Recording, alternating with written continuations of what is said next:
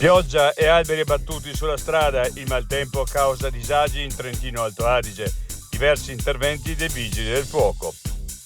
Pedone travolto in strada, momenti di paura sulla provinciale, 65enne trasferito in codice rosso a Santa Chiara di Trento.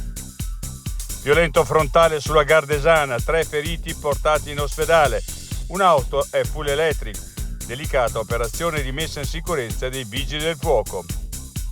Il Comitato Difesa Fiumi Trentini.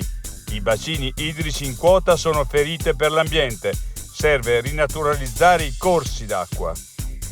Alpe Colle, la libreria più alta delle Alpi, resta aperta fino a Natale per continuare a vivere insieme la bellezza delle terre alte.